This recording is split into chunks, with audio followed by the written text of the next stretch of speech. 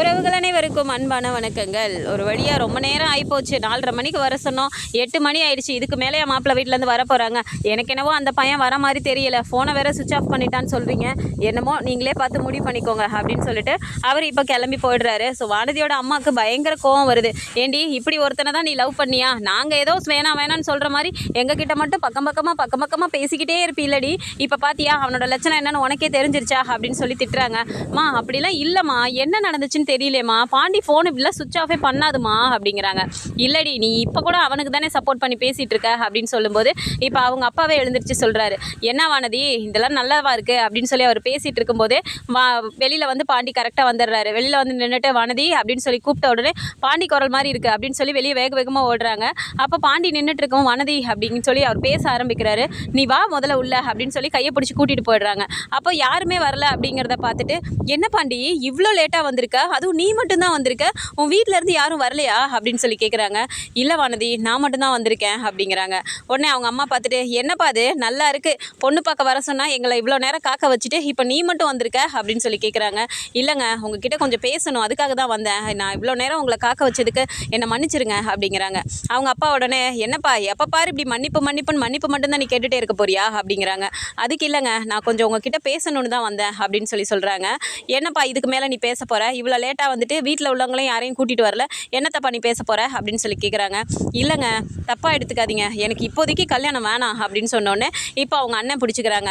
நான் சொன்னேன்ல இவன் சும்மா உங்ககிட்ட பழகிட்டு உன்னை டைம் பாஸ் பண்ணுறதுக்கு தான் வச்சுருந்துருக்கான் வானதி.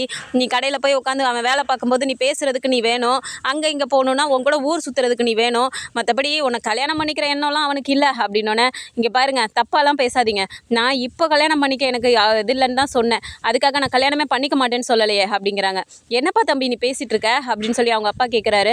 ஆமாம் என் குடும்ப சூழ்நிலை அந்த மாதிரி இருக்குது, எங்கள் அண்ணனை இப்போ யோசிச்சு பார்த்தீங்களா கொஞ்சமாவது, எங்கள் சோழ அண்ணனும் வந்துட்டு திடீர்னு கல்யாணம் பண்ணிட்டு வந்துட்டான், ஏற்கனவே சின்னவனுக்கு கல்யாணம் ஆயிடுச்சுன்னு சொல்லிட்டு மூத்தவருக்கு ஏன் கல்யாணம் பண்ணாமல் பண்ணீங்கன்னு பொண்ணு பார்க்க போகிற எல்லா இடத்துலையும் கேட்டாங்க. அதனாலேயே எங்கள் அண்ணனுக்கு நிறைய இடம் தட்டிகிட்டே போயிடுச்சு. இப்போ தான் எங்கள் அண்ணனுக்கு வந்துட்டு ஒரு பொண்ணு செட் ஆகிருக்கு, அந்த பொண்ணை முடிச்சிருவோம் நாங்கள், சீக்கிரமே எங்கள் அண்ணனுக்கு கல்யாணம் பண்ணிட்டு அதுக்கப்புறமா நான் பண்ணிக்கிறேனே, நானும் கல்யாணம் பண்ணிட்டு அதுக்கப்புறம் போய் எப்படி பண்ணுறது அப்படின்னு சொல்லி அவர் கேட்குறாரு. ஏன் பாண்டி இதெல்லாம் நீ இப்போ தான் சொல்லுவியா? நேற்றே நான் வந்து உன்கிட்ட சொன்னேன்ல, அப்போல்லாம் நீ எதுவுமே சொல்லாமல் இப்போ வந்து நீ சொல்லிட்டு இருக்க, நாங்கள் எல்லாருமே எவ்வளோ நேரம் உனக்காக காத்துட்டு இருந்தோம் தெரியுமா அப்படிங்கிறாங்க. இல்லை வானதி திடீர்னு வந்துட்டு பொண்ணு பார்க்க வர சொன்னாங்கன்னு சொல்லிட்டு நீ சொன்ன, அது மறுநாளே வரணும்னு சொன்னோன்னே எனக்கு டக்குன்னு யோசிக்கிறதுக்கு டைமே இல்லை அப்படின்னு சொல்லி சொல்கிறாங்க. சரிப்பா நீ சொல்கிறது நியாயமாக தான் படுது, உங்கள் அண்ணனுக்கு கல்யாணம் பண்ணிட்டு நீங்கள் பண்ணுறீங்கன்னா அது வரைக்கும் கொஞ்சம் அடங்கியாவது இருக்கலாம்ல, சும்மா இப்படி ஊர் சுற்றுறது கடையில் போய் உட்காந்துட்டு இருக்கிறது இப்படியே பண்ணிட்டு இருந்தா பார்க்குறவங்க என்னப்பா பேசுவாங்க அப்படிங்கிறாங்க. சரிங்க நீங்கள் சொல்கிறத நான் ஏற்றுக்கிறேன், நான் எங்கள் அண்ணனுக்கு கல்யாணம் பண்ணிட்டு வந்துட்டு அதுக்கப்புறமா வந்து நான் பொண்ணு கேட்குறேன், அது வரைக்கும் நான் வானதியை பார்க்க கூட மாட்டேன் பரவாயில்லைங்களா அப்படின்னு சொல்லி கேட்குறாங்க. உடனே வானதிக்கு கோவம் வந்துடுது. பாண்டி என்ன பாண்டி நீ பேசிகிட்டு இருக்க அப்படிங்கிறாங்க. நீ ஒரு நிமிஷம் சும்மா இரு வானதி, நான் என் குடும்ப சூழ்நிலை யோசிச்சுட்டு தான் நான் பேசிகிட்டு இருக்கேன் அப்படின்னு சொல்லிட்டு சரிங்க நான் வரேன் என்னை மன்னிச்சிருங்க அப்படின்னு சொல்லிட்டு அவர் வெளியே வந்துடுறாரு. இப்போ வானதிக்கு பயங்கரமாக கோவம் வந்துடுது. அவங்க வெளியில் வேகமாக வந்துட்டு, நில்லு பாண்டி நீ என்ன நினச்சிட்டு இருக்க, நான் உன் கூட இப்போ இவ்வளோ நேரம் நாள் பழகினது எல்லாமே நீ வந்துட்டு ஒன்றும் இல்லைங்கிற மாதிரி பண்ணிட்டில, நானும் என் ஃப்ரெண்ட்ஸ் எல்லாத்தையுமே பார்த்துருக்கேன், எல்லாருக்குமே வந்துட்டு அந்த பசங்க தான் தேடி வருவானுங்க, ஆனால் நான் உன்னை தேடி வந்ததுனால நீ என்னை ரொம்ப இதாக நினச்சிட்ட அப்படி தானே அப்படின்றாங்க. வானதி ஏன் இப்படிலாம் பேசிகிட்டு இருக்க அப்படிங்கிறாங்க. பின்ன என்ன பாண்டி நான் எத்தனை மணிலேருந்து பட்டு புடவையை கட்டிட்டு அலங்காரம் பாடிட்டு நான் உட்காந்துட்டு இருக்கேன்னு தெரியுமா, இதெல்லாம் உனக்கு புரியாதுல்ல அப்படின்னு சொல்லி பேசுகிறாங்க. வானதி கொஞ்சம் புரிஞ்சுக்கோ வானதி அப்படிங்கிறாங்க. உன் மனசில் இருக்க எல்லாமே வெளியே வந்துருச்சு, எங்கள் அப்பா சொன்னோன்னே என்னை பார்க்காம கூட இருக்கேன்னு நீ சொல்கிற அப்படின்னா உன்னால் இருக்க முடியும், அதனால தானே நீ சொல்லிட்டு இருக்க, இனிமே நீ வேற நான் வேற, உனக்கு எனக்கு எதுவுமே கிடையாது, இனிமேல் மூஞ்சிலே முழிக்காத அப்படின்னு சொல்லிட்டு அவங்க பாட்டுக்கு திட்டுறாங்க. வானதி நில்லு வானதி ஏன் இப்படி பேசிகிட்டு இருக்க அப்படிங்கிறாங்க. இனிமேல் என் பின்னாடி வராத, என் பக்கத்தில் வந்த அப்படின்னா நான் கள்ளத்துக்கு போட்டு உன் மண்டையை உடச்சிருவேன் அப்படின்னு சொல்லிட்டு அவங்க திட்டிட்டு வேகமாக கதவை சாத்திட்டு உள்ளே போயிடுறாங்க. பாண்டிக்கு இந்த இடத்துல என்ன பண்ணுறதுனே தெரியல, ஒரு மாதிரி நின்றுட்டு இருந்துட்டு டக்குன்னு கிளம்பி வீட்டுக்கே வராரு. வீட்டுக்கு வந்தாலும் எல்லாருமே டென்ஷனாகவே உட்காந்துட்டு இருக்காங்க. சோழன் போய் சொல்லிட்டு இருக்காரு, இந்த மாதிரி அவன் சொன்னான் கல்யாணமே வேணான்னு சொல்கிறான் அப்படின்னோடனே, எதுக்குடா அவன் அப்படி சொன்னான் அப்படிங்கிறாங்க. என்னைய கேட்டால் எனக்கு என்னென்ன தெரியும், அவன் தான் அப்படி சொன்னான் அப்படின்னு சொல்லிட்டு இருக்கும்போதே கரெக்டாக அவரும் வந்துடுறாரு. அதோ அவன் வரான்ல நீங்களே கேட்டு தெரிஞ்சுக்கோங்க அப்படின்னு சொல்லும்போது அப்படியே வராரு உள்ளார. ஸோ நடேசன் இருந்துட்டு அதுதான் இப்போ போகலன்னு தெரிஞ்சு போச்சுல, நான் சட்டையை மாற்றவா அப்படின்னு சொல்லி கேட்குறாரு. நிலா உடனே அங்கிள் நீங்கள் வேறு ஏன் அமைதியாக உட்காருங்க அப்படிங்கிறாங்க. ஏம்மா இங்கே போகிறதுனே ஒன்றும் முடிவாகலை, அதுக்குள்ளே என்னை வந்துட்டு இப்படி இருக்கணும் அப்படி இருக்கணும்னு சொல்லிட்டு எனக்கு கிளாஸ் வேறு உட்காந்து எடுக்கிறானுங்க அவனுங்க. ஐயோ இவனுங்களை என்னத்தை சொல்கிறதோ அப்படின்னு சொல்லிட்டு அவர் சொல்லிட்டு இருக்காரு. இப்போ பாண்டி உள்ளே வந்தோடனே சோழன் வேகமாக போயிட்டு அவர் தலையை இப்படி பார்க்குறாரு. என்னடா தலையில கிளையில அடிபட்டுருச்சா, ஏதாவது ஆயிடுச்சாடா உனக்கு அப்படின்னோடனே, ஏய் சும்மா இருக்க மாட்டியாடா நீ அப்படின்னு கேட்குறாங்க. இப்போ சோழன் போயிட்டு டே ஏன்டா அப்படி சொன்ன நீ அப்படின்னு சொல்லி கேட்குறாங்க. அதெல்லாம் ஒன்றும் இல்லைண்ணே, எனக்கு கல்யாணம் வேணாண்ணே அப்படிங்கிறாங்க. கல்யாணம் வேணாமா, ஏன் அப்படி சொல்கிறீங்க அப்படின்னு சொல்லி இப்போ நிலா கேட்குறாங்க. ஆமாங்க எனக்கு இப்போதைக்கு கல்யாணம் பண்ணுற மாதிரி ஐடியாலாம் இல்லை அப்படிங்கிறாங்க. அதுதான்டா ஏன் அப்படி சொல்கிற அப்படின்னோன்னே, அண்ணா நீ இருக்கண்ணே உனக்கு கல்யாணம் பண்ணுண்ணே முதல்ல அப்படிங்கிறாங்க. டேய் நான் கல்யாணம் பண்ணிக்க மாட்டேன்னு எப்படா சொன்னேன், நான் கல்யாணம் பண்ணிக்கிறேன்டா, சந்தா கிட்ட பேசிட்டோம்ல அப்படிங்கிறாங்க. அதுதானே நீ முதல்ல கல்யாணம் பண்ணு, எனக்கு முன்னாடி மூத்தவங்க 2 பேர் இருக்கீங்க, உங்களுக்கு நல்ல வாழ்க்கை அமையாமல் என்ன கல்யாணம் பண்ணிட்டு வந்து வீட்டில் உட்காந்துட்டு இருக்க சொல்கிறியா அப்படின்னு சொல்லி கேட்குறாங்க. இதை பார்த்த உடனே சோழன் கேட்குறாரு. ஏய் என்னடா ஏன்டா இப்படி பேசுகிற நீ அப்படின்றாங்க.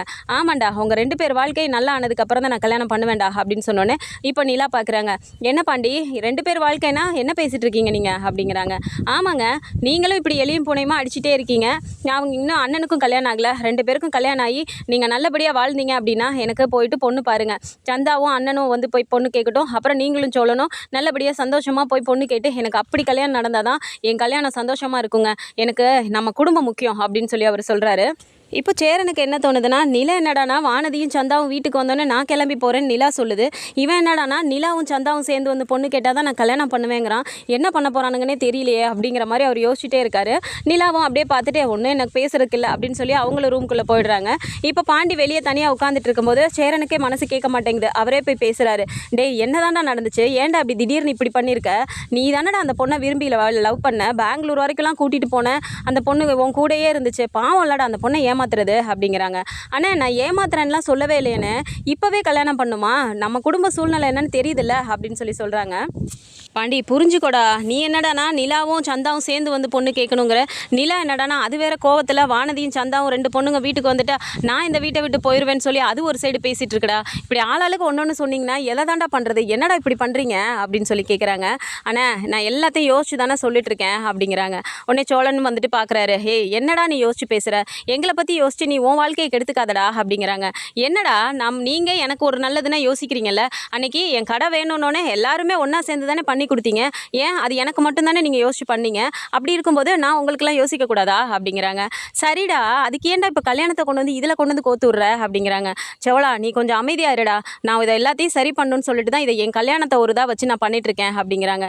இதில் என்னடா மாறிட போகுது, நீ என்ன பண்ணிலாம் மனசு மாதிரி என் கூட வாழ்ந்து வந்து பொண்ணு கேட்கணும்னு நீ ஆசைப்படுறியா, அதெல்லாம் இந்த ஜென்மத்தில் நடக்காதுடா அப்படின்றாங்க.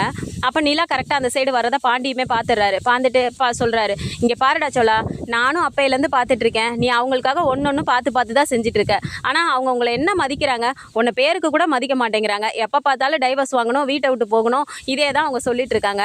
இந்த இப்போ கடைசி டைவர்ஸ் கிடைக்கிற வரைக்கும் தானே அவங்க வெயிட் பண்ணிட்டு இருக்காங்க, நீ என்ன பண்ணாலும் அவங்க உன்னை புரிஞ்சுக்க போகிறதே இல்லைடா, எதுக்குடா அப்புறம் தேவையில்லாமல் நீ அவங்களுக்கு இதெல்லாம் ட்ரை பண்ணிட்டு இருக்க அப்படின்னோடனே இப்போ சோழனுக்கு கோவம் வந்துடுது. என்னடா பாண்டி இப்படிலாம் பேசிகிட்டு இருக்க, இப்போ தானே நீ நல்லா பேசிகிட்டு இருந்த, திடீர்னு என்ன இப்படி பேசிகிட்டு இருக்கா, இங்கே பாருடா நிலா என்னதான் ஆனாலும் என் பொண்டாட்டி, அப்படிலாம் அவளெல்லாம் விட்டு கொடுக்க முடியாது அப்படிங்கிறாங்க. நீ மட்டும் பொண்டாட்டின்னு சொல்லிட்டு அவங்க என்னைக்காவது உன்னை புருஷனாக மதிச்சிருக்காங்களா, ஒன்றும் கிடையாது, ஏன் கழுத்தில் தாலி கூட போடலை, அப்படி இருக்கும்போது நீ மட்டும்தான் புருஷன் சொல்லிட்டு திரியிற அப்படின்னு சொல்லும்போது இப்போ 2 பேருக்குமே சண்டை வந்துடுது. அங்கேருந்து நிலா வேகமாக வராங்க, வந்துட்டு நிறுத்துங்க, எதுக்கு இப்போ என்ன வச்சு நீங்கள் 2 பேர் சண்டை போட்டுட்ருக்கீங்க அப்படிங்கிறாங்க. பின்ன என்னங்க நீங்கள் என்ன அவனை மதிக்கிறீங்க, பேருக்கு தான் வந்துட்டு அவன் உங்களுக்கு என்ன தேவைப்படுது, உங்களுக்கு ஏதாவது ஹெல்ப் வேணும்னா மட்டும் அவன் உங்களுக்கு தேவைப்படுறான், ஏதாவது ஒன்று உங்களுக்கு உதவி வேணும்னா உடனே சோழனை கூப்பிடுவீங்க, எங்கேயாவது போகணும் வரணும் அப்படின்னா சோழனை கூப்பிட்டு போவீங்க, அவனை ஒரு டிரைவர் மாதிரி தானே நீங்கள் யூஸ் பண்ணிட்டு இருக்கீங்க, என்ன நீங்கள் அவனுக்கு புருஷன் நினச்சி நீங்கள் ஏதாவது பண்ணுறீங்க, அவன் மட்டும் அப்புறம் எதுக்கு உங்களுக்கு பொண்டாட்டின்னு அவன் உருகணும், எல்லாம் சரியானாதான் எனக்கு வந்து கல்யாணம் நடக்கணும் அப்படிங்கிறாங்க. உடனே இப்போ நிலாவுக்கு கோவம் வந்துடுது. இங்கே பாருங்க பாண்டி, இது என்னோட லைஃப், இதிலெல்லாம் நீங்கள் தேவையில்லாமல் சம்மந்தப்படாதீங்க அப்படிங்கிறாங்க. அப்போது உங்களுக்கு மட்டும் உங்கள் லைஃபுங்கிறத நீங்கள் சம்மந்தப்படாதீங்கன்னு சொல்லி பேசுவீங்க, அப்போ என் லைஃபுக்கு மட்டும் நீங்கள் ஏங்க யோசிக்கிறீங்க, உங்களுக்கு என்னங்க அப்படி அக்கறை வருது அப்படின்னு சொல்லி கேட்குறாரு. நிலாவுக்கு இந்த இடத்துல பேசுறதுக்கு ஒரு மாதிரி இருந்தாலும் டக்குன்னு சோழன் பிடிச்சிக்கிறாரு. டேய் நீ ரொம்ப பேசிட்டு இருக்கடா பாண்டி, ஓரளவு தான் உனக்கு மரியாதை கொடுக்க முடியும். என்ன நிலாவை நீ இப்படிலாம் கேள்வி கேட்டுட்டு இருக்க? நிலா அந்த மாதிரி ஆளாடா, நம்ம குடும்பத்துக்கு ஒன்றுனா எப்படிலாம் யோசிக்கிறாங்க, நீ ஏன்டா அதை புரிஞ்சிக்கல? இங்கே பாருடா, ஏன் முன்னாடி என் பொண்டாட்டியை பற்றி இப்படிலாம் நீ பேசிட்டு இருக்கன்னு நல்லா இல்லடா அப்படின்னு சொல்லிட்டு அவர் பேசிட்டு இருக்காரு. அப்போ டக்குன்னு பாண்டி சொல்கிறாரு, ஏங்க ஒரு நிமிஷம் இங்கே வாங்க அப்படின்னோடனே அப்படியே நிலா முறைச்சிட்டே நிற்கிறாங்க. நீங்கள் கோவப்படணும்னு நான் இதை பண்ணலைங்க, நீங்கள் வரதை நான் பார்த்தேன், நீங்கள் எப்படி நீங்கள் இதை புரிஞ்சுக்கணுங்கிறதுக்காக தான் நான் இந்த மாதிரி பண்ணேன். பார்த்தீங்கல்ல சோழனை, நான் அவன்கிட்ட சும்மா தான் வார்த்தைக்கு சொன்னேன். உங்களை பற்றியும் எனக்கு தெரியும், சோழனை பற்றியும் எனக்கு தெரியும். சும்மா ஒரு வார்த்தைக்கு உங்களை நான் இந்த மாதிரி பேசினதுக்கே அவன் விட்டு கொடுக்க முடியாமல் இப்படி பேசிகிட்டு இருக்கான்ல, நீங்கள் மட்டும் ஏங்க அவனை புரிஞ்சிக்கவே மாட்டேங்கிறீங்க அப்படின்னு கேட்டவுடனே இப்போ சோழனுக்கே ஒரு மாதிரி ஆயிடுது. இப்போ அவனும் நம்மளுக்காக தான் அவன் அப்படி பேசியிருக்கானா அப்படின்னு சொல்லிட்டு அப்படியே பார்க்குறாரு. உடனே நிலா, இப்போ என்ன நீங்கள் ட்ரை பண்ண பார்க்குறீங்க அப்படிங்கிறாங்க. அது ஏங்க நாங்கள் உங்களுக்கு புரிய வைக்க நாங்கள் ஒன்று பண்ணணும் அப்படின்னாலுமே உங்களுக்கு வந்துட்டு நாங்கள் எதை சிம்பதி கிரியேட் பண்ணுற மாதிரி உங்களுக்கு தோணுதா அப்படின்னு சொல்லி கேட்குறாரு. ஸோ பாண்டி வந்து இந்த மாதிரிலாம் பேசும்போது நிலாவுக்கு வந்து ரொம்பவுமே ஒரு மாதிரி கஷ்டமாகுது. அவங்க அப்படியே அழுதுகிட்டே ரூம்குள்ளே போயிடுறாங்க. சேரன் இருந்துட்டு, டே ஏன்டா இப்படி அந்த பொண்ணை அழுக வைக்கிற மாதிரி பேசுகிற, பாவண்டா நிலா அப்படிங்கிறாங்க.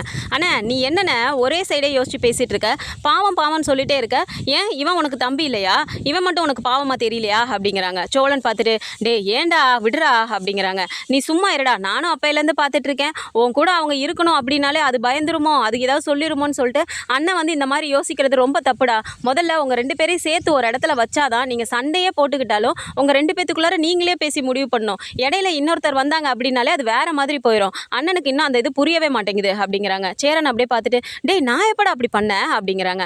ஆமாம், அன்னைக்கு அவங்க ரெண்டு பேரும் சண்டை போட்டுட்டு இருந்தப்போ வேகமாக நீ போனேன், நாங்கள் தான் அதெல்லாம் வேணாம் அவங்களே சமாதானம் ஆகிக்குவாங்க வான்னு சொல்லி உன்னை இழுத்து வச்சோம்.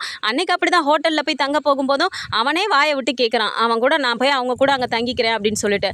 அவங்க சொல்கிறதுக்கு முன்னாடியே நீ ரொம்ப வேகமாக அதெல்லாம் ஒன்றும் வேணாண்டா, நீ நம்ம எல்லாரும் இந்த ரூமில் இருந்துக்கலாங்கிற.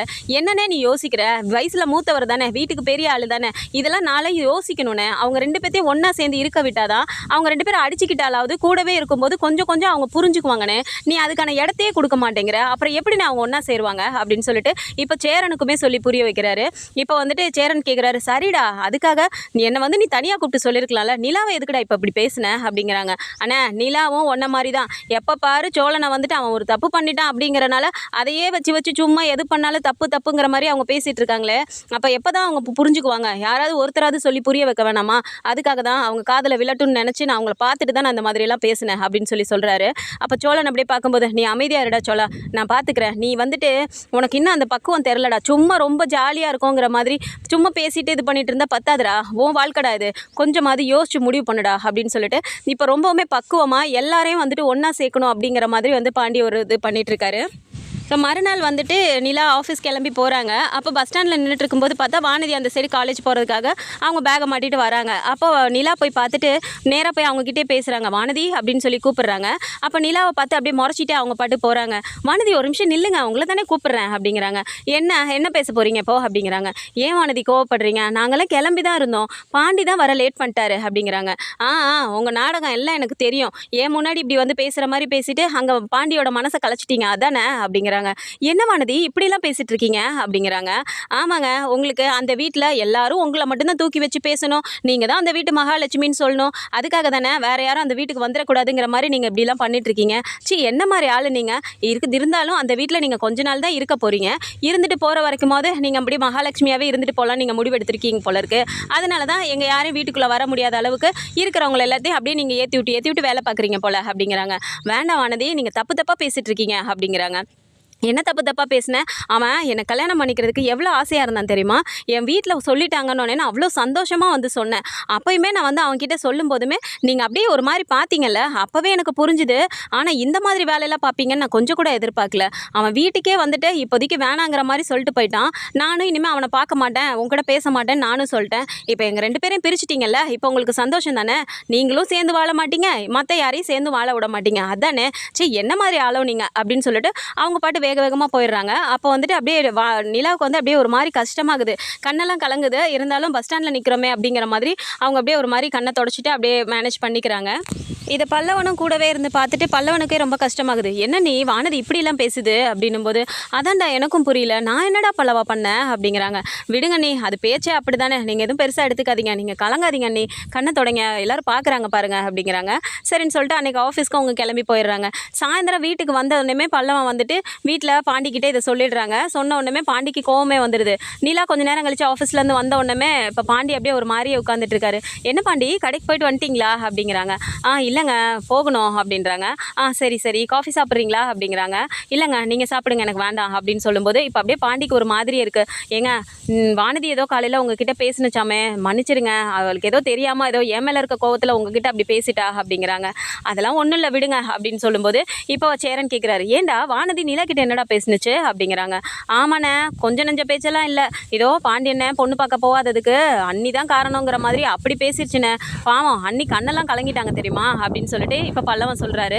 இதை கேட்டோன்னே சேரன், பாத்தியாடா இந்த மாதிரி எதுவும் நடந்துடக்கூடாதுன்னு சொல்லிட்டு தான் நம்ம போயிட்டு வரலான்னு சொன்னோம், நீ எங்கேயாவது கேட்டியா, ஏன்டா அப்படி பண்ணுற, உன்னால் எத்தனை பேருக்கு கஷ்டம் அப்படிங்கிறாங்க. இங்கே பாருண்ணே, என்னால் யாருக்கும் கஷ்டம் வரக்கூடாதுன்னு சொல்லிட்டு தான் நான் ஒவ்வொன்றையும் பார்த்துட்ருக்கேன், எல்லா விஷயமும் உனக்கு தெரிஞ்ச மாதிரி பேசிகிட்டு இருக்காத அப்படின்னு சொல்கிறாங்க.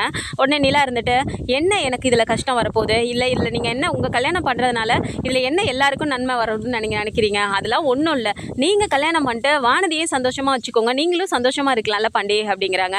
அதெல்லாம் இல்லைங்க, நான் சொன்னது தான், எனக்கு முன்னாடி 2 பேரோட வாழ்க்கை நல்லா இருந்து நீங்கள் 2 பேருமா சேர்ந்து புருஷன் பொண்டாட்டியாக வந்து எனக்கு பொண்ணு கேட்டிங்கன்னா நான் கல்யாணம் பண்ணிக்கிறேன், இல்லை அப்படின்னா எனக்கு கல்யாணமாக வேணாம், தயவு செஞ்சு என்னை விட்டுருங்க, இதனால் ஒரு பொண்ணை ஏமாத்தின பாவம் எனக்கு வந்து சேருது அப்படின்னா அது நம்ம குடும்பத்துக்கே சேர்ந்ததாக இருக்கட்டும், என்னை தயவு செஞ்சு ஆளை விடுங்க, ஆனால் எனக்கு வானதியை எவ்வளோ பிடிக்குங்கிறது உங்கள் வீட்டில் இருக்க எல்லாத்துக்குமே இங்கே இருக்க எல்லாருக்குமே தெரியும்ல, நீங்களே பார்த்து முடிவு பண்ணிக்கோங்க அப்படின்னு சொல்லிட்டு அவர் எழுந்திரிச்சு வெளியே வந்துடுறாரு. நடேசன் இப்படியே பார்க்குறாரு, இவன் என்ன நினச்சி இப்படி பண்ணிட்டு இருக்கான்னு தெரியலையே அப்படின்னு சொல்லிட்டு அப்படியே யோசிச்சாலும் நிலாவையும் சோழனே அப்படியே பார்க்குறாரு. ஸோ பாண்டியோட கல்யாணம் மூலமாக எப்படியாவது நிலாவை வந்துட்டு ஒரு நல்ல இடத்துல வச்சுட்டு வானதிக்கு வந்துட்டு நிலா மேலே இருக்க அந்த மாதிரியான ஒரு அபிப்பிராயத்தை மாற்றிட்டு அதுக்கப்புறமா கல்யாணம் பண்ணி வீட்டுக்கு கூப்பிட்டு வரணும் அப்படிங்கிற மாதிரி தான் இவர் வந்து ஒரு மூவ் பண்ணிட்டு இருக்காரு. ஸோ இந்த மாதிரியான கதைக்களம் வந்தால் நல்லா இருக்கும்னு நினச்சிங்கன்னா மறக்காம நம்மளோட சேனலை சப்ஸ்கிரைப் பண்ணிக்கோங்க. அண்ட் வீடியோ பிடிச்சிருக்கு அப்படின்னா சின்னதாக லைக்கை மட்டும் கொடுத்துருங்க. தேங்க்ஸ் ஃபார் வாட்சிங்.